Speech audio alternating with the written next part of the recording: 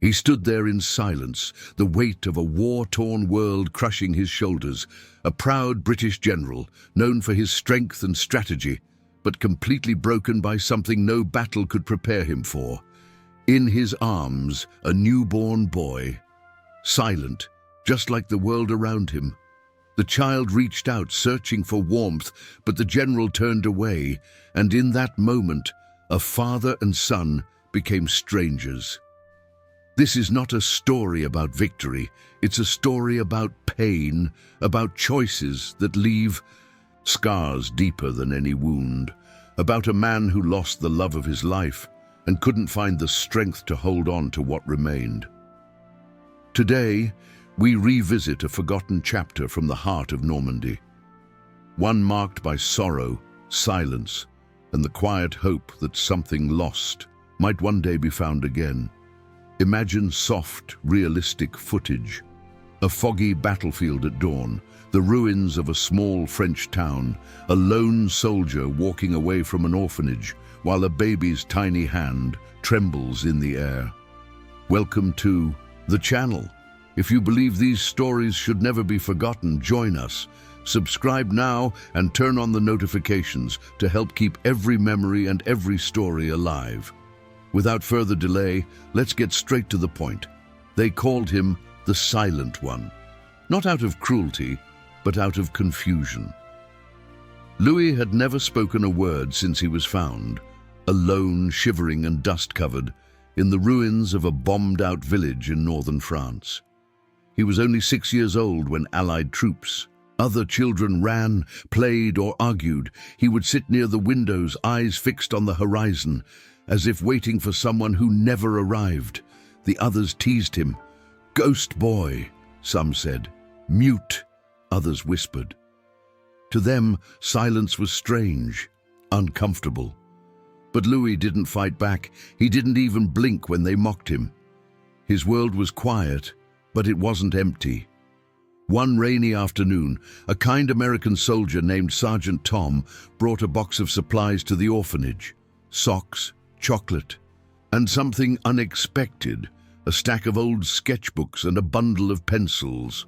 The supplies had been meant for a school that no longer stood. The headmistress, unsure what to do with the art materials, left them on a table in the common room. Louis saw the pencils and paused. Something inside him shifted. That night, when the others had gone to bed, Louis stayed behind. He picked up a pencil, awkward at first, unsure, and began to draw, not just shapes or lines, but memories, emotions, stories. The first picture showed a soldier sitting under a tree, holding a photograph to his chest. His face was tired, but there was a softness in his eyes, a longing. The next drawing showed a woman, her arms outstretched toward the sky, her face half in shadow. Then came the image of 2 children running through a field of wildflowers, far from any sign of war. Louis didn't draw what he saw. He drew what he felt. Day after day, night after night, he filled page after page.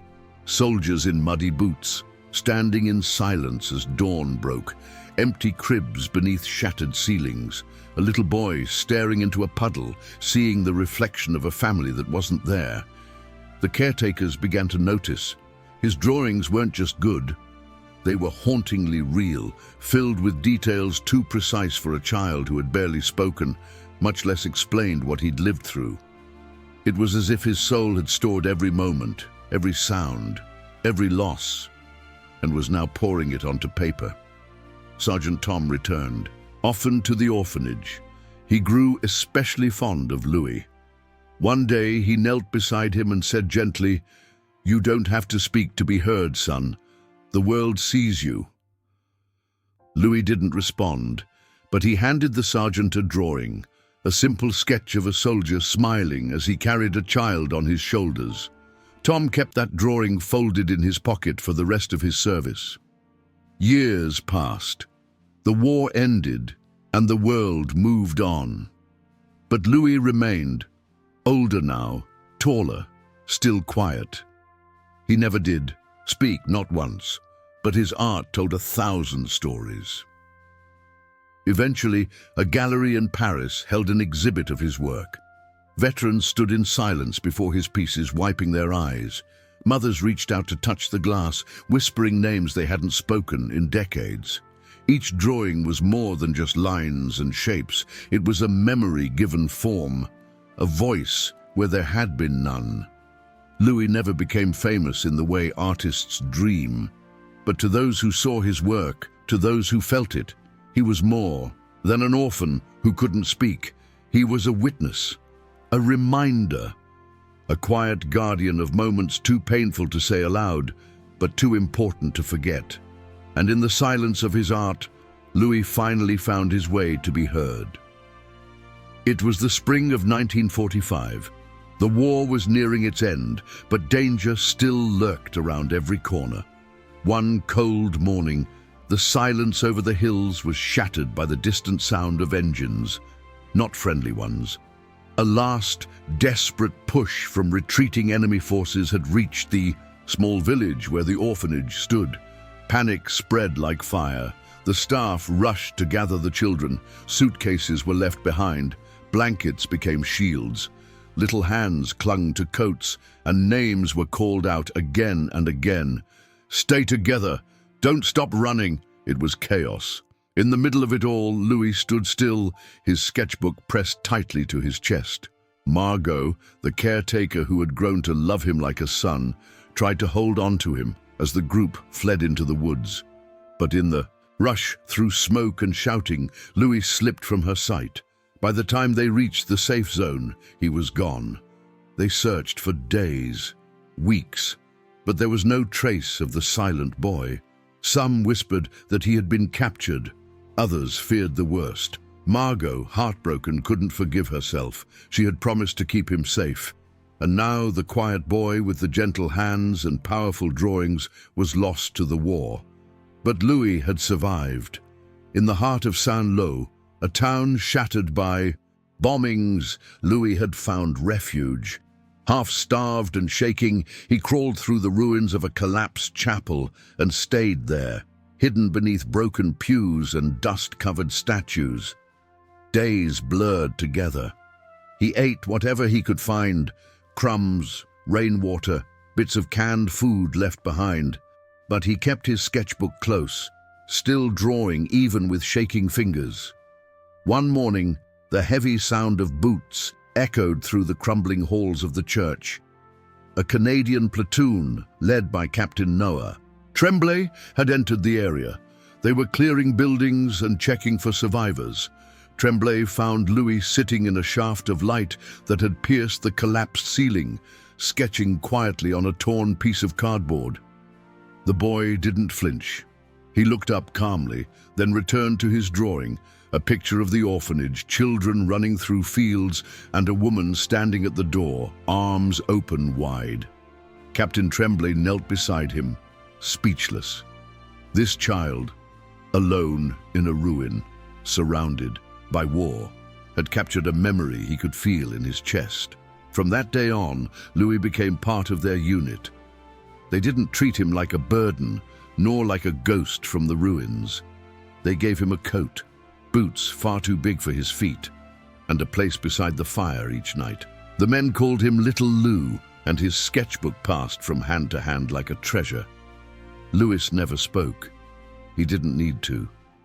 Through his drawings, he showed the soldiers moments they'd buried deep, their fears, their hopes, the families waiting far away. He reminded them of what they were fighting for, and in return, they gave him something he had never truly known, a sense of belonging.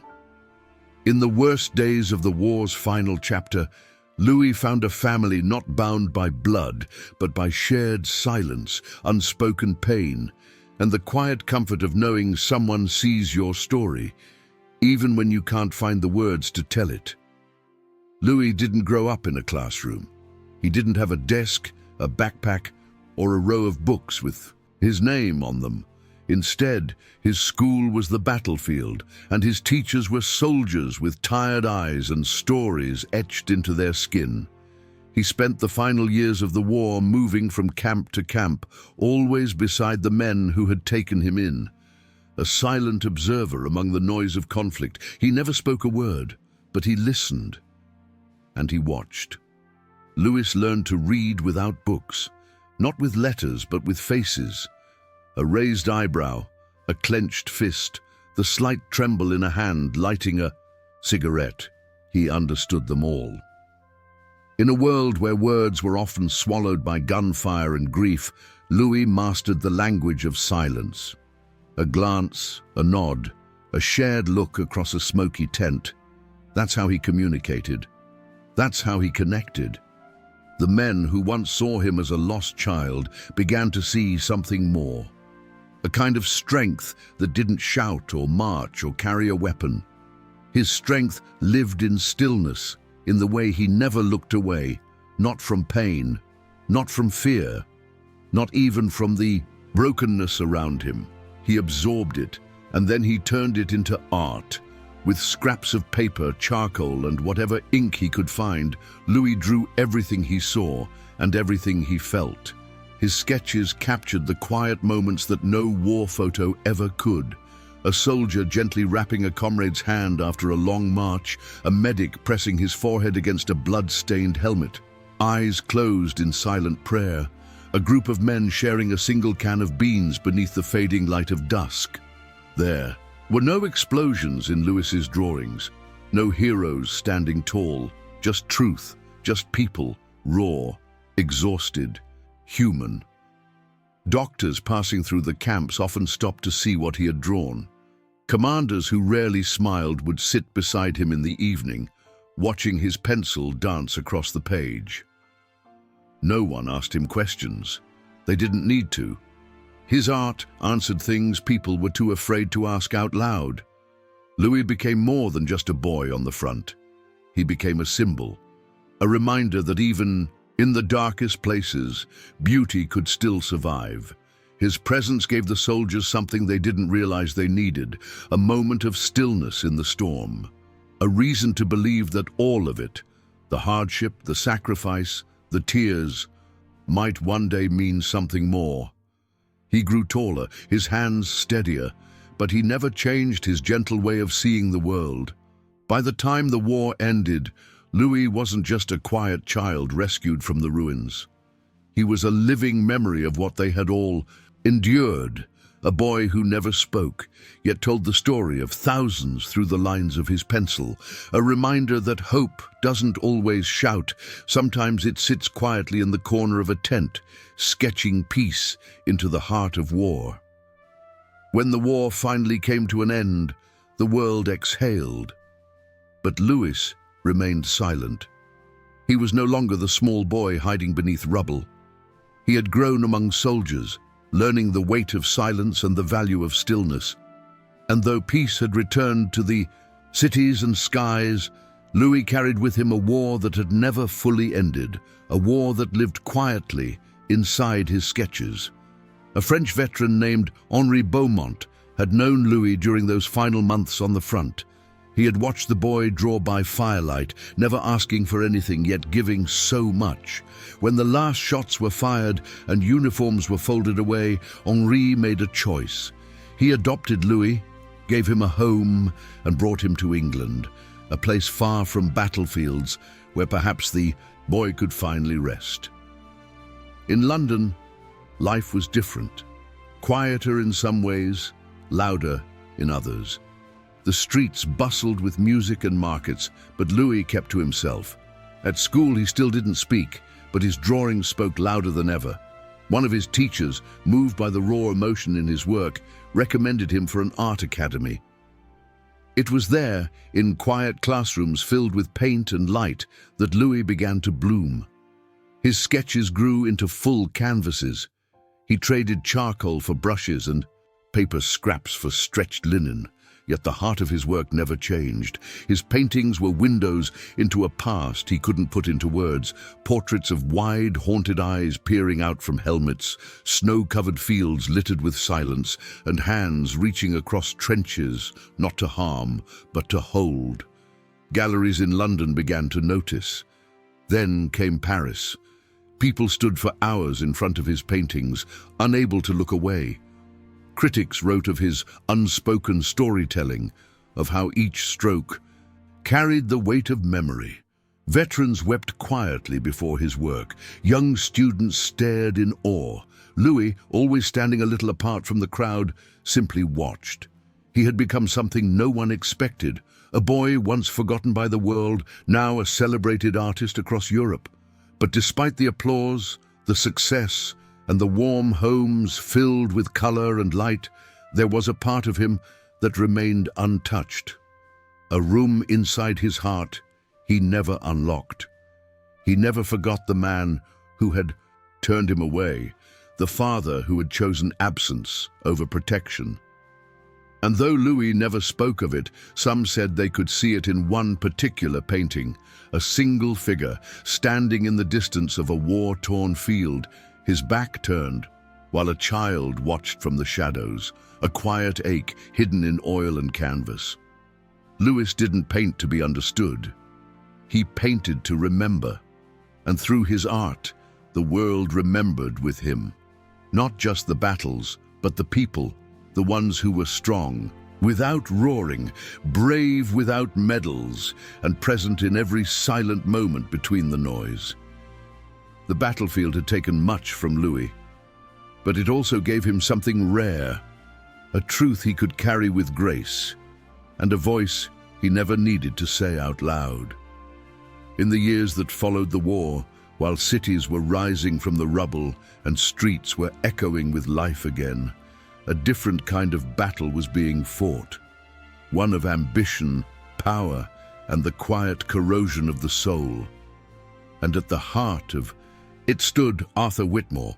Once a brilliant strategist, General Whitmore had led with a sharp mind and a colder heart. He was respected on the battlefield, feared even, not for cruelty, but for the way he turned emotions off like a switch. To him, war was not personal. It was structure, order, results. When the fighting stopped, Whitmore didn't retreat into rest like most of his brothers in arms. He saw opportunity in the ashes. With his military precision and unmatched connections, he built one of the largest reconstruction empires in Europe. Roads, buildings, supply chains. His name became synonymous with progress. To nations gasping for stability, Arthur was a savior. But to those who truly knew him, he remained a fortress, solid, guarded, and deeply alone. He never remarried after the loss of his wife, Evelyn. Their photo, in a silver frame dulled by time, sat beside his bed like a ghost he welcomed each night. Her passing, early in the war, had quietly hollowed him out. From that moment on, Arthur became a man of results, not feelings. His right hand in the empire was Ethan Clay, a former colonel, charismatic and sharp-tongued, everything Arthur was not. While Whitmore built bridges and factories, Ethan handled the back rooms, negotiations, shortcuts, favors. At first, Arthur looked the other way. The world was rebuilding. Wasn't that what mattered? But power breeds rot in shadows. As the years passed, whispers turned to headlines. Millions misallocated. Workers, unpaid. Entire towns left waiting for aid that never came. And at the center of it all, Ethan Clay. Arthur had grown old, slower, less feared. When the scandal exploded, he stood alone before the press, the public, and the court of conscience. Ethan vanished with the money, and the empire Arthur had built, steel by steel, contract by contract, crumbled beneath the weight of its own secrets. He returned to his mansion on the coast, a place too large for one man, where silence echoed off marble. Floors and the scent of Evelyn's perfume lingered only in memory. Portraits of her lined the halls, her smile frozen in time, untouched by the world he had created. There were no servants now, no meetings, just him, a cane, and the ghosts he had refused to face. Every night, he sat by the fireplace, staring at the flames, as if they held answers. Sometimes he spoke to her, other times he sat in silence, clutching letters he had written but never sent. Apologies, regrets, words too heavy for a man who had led armies but never learned how to ask for forgiveness. Neighbors said he would often be seen walking the cliffs at dusk, staring out at the sea like he was waiting for someone. But no one ever came. Arthur Whitmore had won battles, conquered cities, and shaped the future of nations. Yet in the quiet twilight of his life, surrounded by empty rooms and fading photographs, he faced the only war he could never win, the one within himself. And perhaps, in those last silent years, he finally understood. Empires may rise from brilliance, but they fall from the absence of love. The once mighty empire of Arthur Whitmore had become little more than a relic, a shadow of its former self. What had begun as a powerful force for rebuilding a broken world was now tangled in lawsuits, whispers of corruption, and the kind of silence that follows disgrace. The company had been sold. Officially, it was a strategic buyout. Unofficially, it was the end of Arthur's reign. Yet no one expected him to show up that day. The shareholders gathered in the grand conference room that had once echoed with Arthur's commanding voice. The heavy oak table gleamed beneath the morning light. Names were read, hands were shaken, and curious eyes turned as the doors opened, and Arthur Whitmore, older and slower than most remembered, stepped into the room. He wore a perfectly pressed suit, but his shoulders sagged with the weight of time. The cane tapped softly as he moved, echoing in the space, like a memory out of place. Then he saw him. Standing at the head of the table, tall and composed, was a man in his 30s, confident, calm, and unmistakably familiar. His dark eyes held a quiet fire. His posture was firm, disciplined. There was no mistaking it. Lewis. Arthur stopped in his tracks. The room held its breath. Lewis didn't flinch. "You're just in time," he said, his voice low but steady, the kind of voice that didn't need to shout to be heard. "We're finalizing the transition." Arthur blinked, unsure whether he was dreaming. The silent boy from the ruins, here in a tailored suit, at the helm of the company Arthur once ruled. "What is this?" Arthur rasped, his voice hoarse and unsteady, a far cry from the thunderous tone he once commanded on war fronts and boardrooms. Louis looked him in the eye. "This is closure." Murmurs passed around the table, but no one interrupted. "You built an empire on steel and silence," Louis continued. "But you forgot the most important foundation: honor, integrity, people. You turned your back on that, just like you turned your back on me." Arthur's hands trembled slightly on the cane. "I didn't know. I thought you were gone," Louis said, cutting gently but firmly. "I was, for a long time, forgotten, but I built myself back, with men who didn't need orders to show compassion, with hands that gave instead of taking. And now, this company belongs to those who build with dignity, not deception." Arthur opened his mouth to protest, but nothing came. The room had turned quiet again, not out of fear, but respect for the man standing at the front, not the one in the doorway. "You're officially relieved of all titles, shares, and involvement," Louis said, sliding a document across the table. "The era of your command ends here." Arthur didn't sign. He didn't shout. He simply stood there, frozen in place, staring at the son he had once discarded. The son who now stood taller than any monument he had ever built. The silence in that room wasn't empty.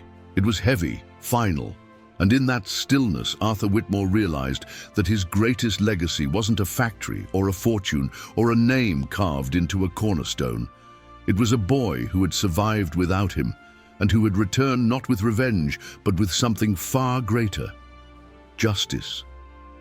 The room had fallen into stillness, but it wasn't peace.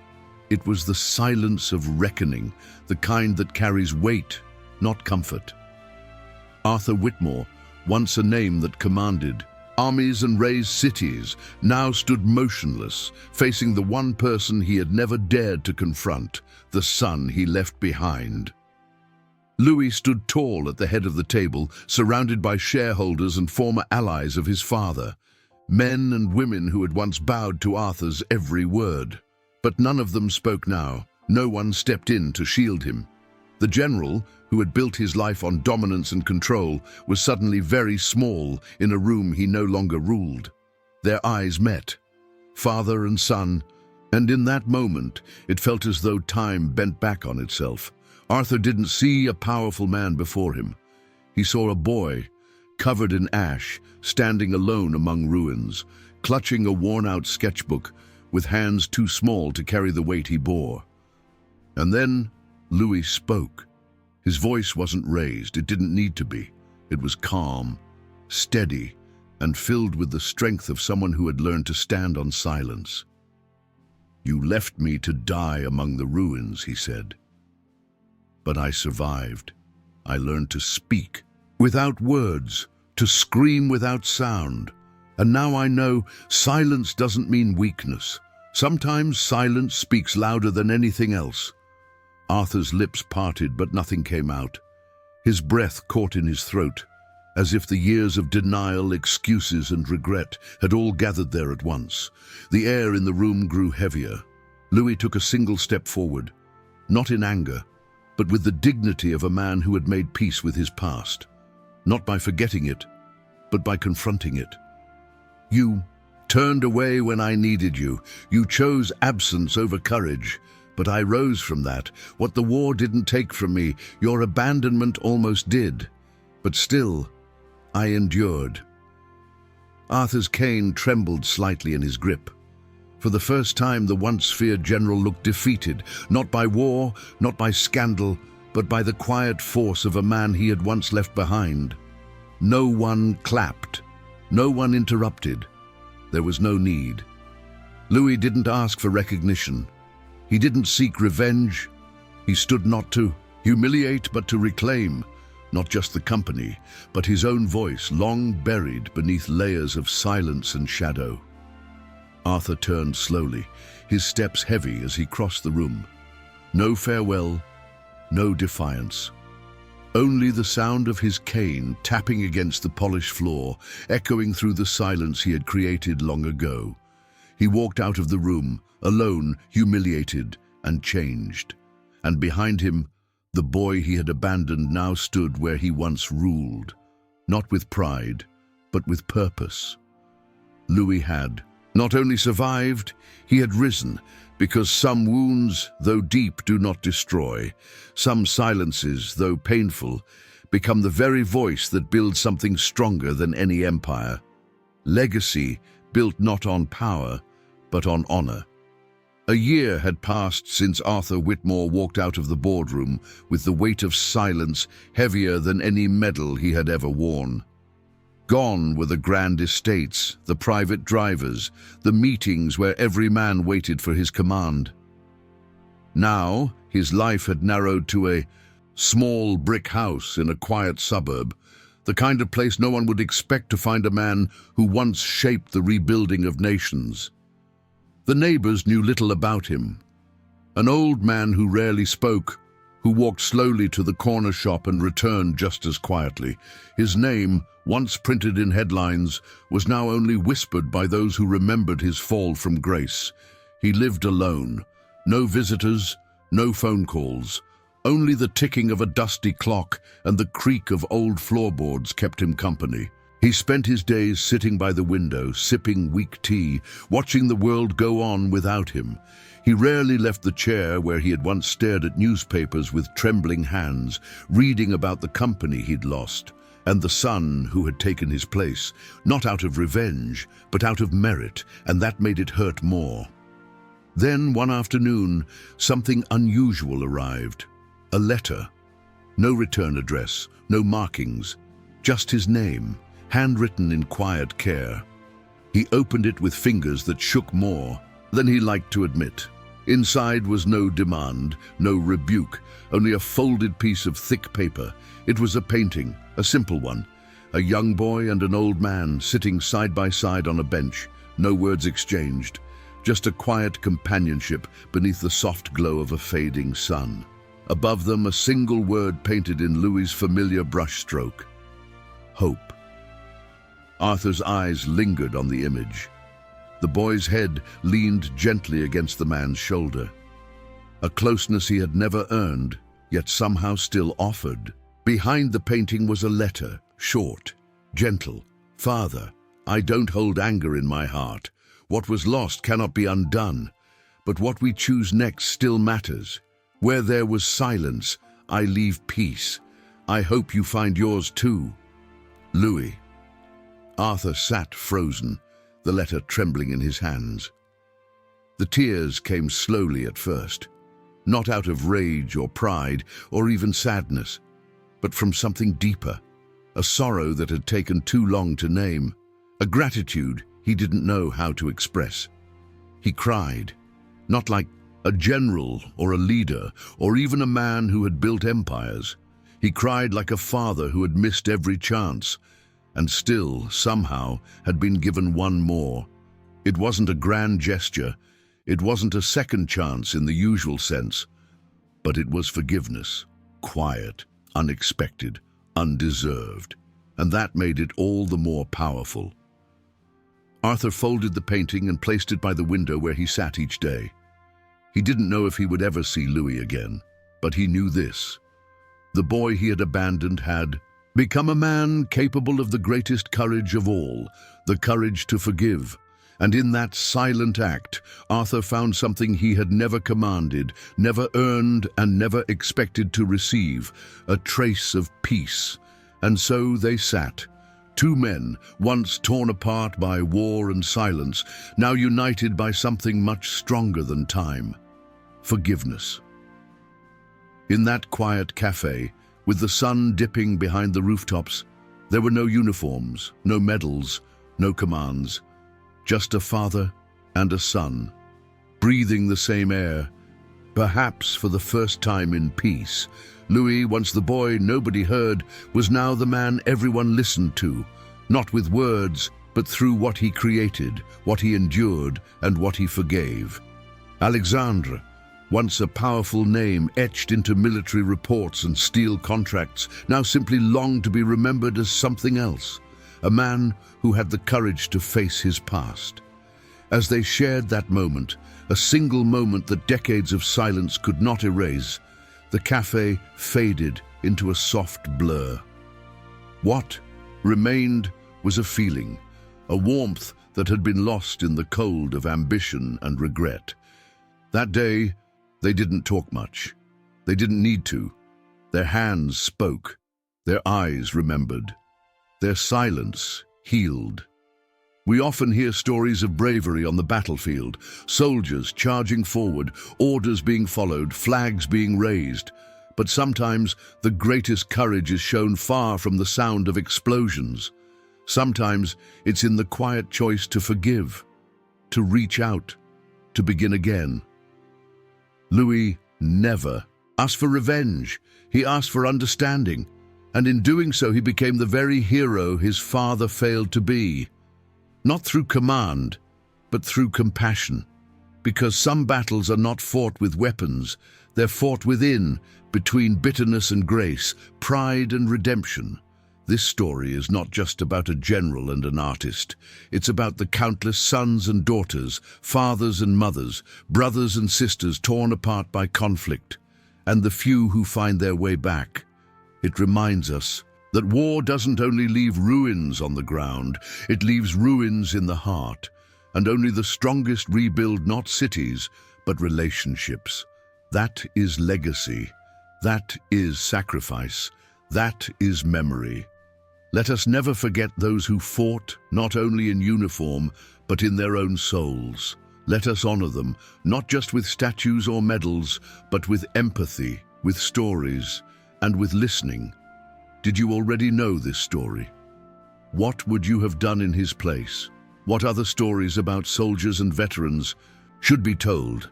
Let us know in the comments. Your voice matters, because these stories are not just history. They are reminders of who we are, and who we can become. Imagine this final scene. The old general, sitting quietly in his wooden chair, watching the horizon. The colors of dusk painting his face, no longer haunted, just remembering. And next to him, a framed painting from his son. A boy and an old man under the same tree, both looking forward. If this story moved you, don't let it be forgotten. Subscribe to the channel and turn on notifications to hear more stories like this one. Stories of bravery, pain, redemption, and the deep humanity found in the hearts of those who served. We'll see you in the next story. Until then, remember the silence, feel the truth, and carry the legacy.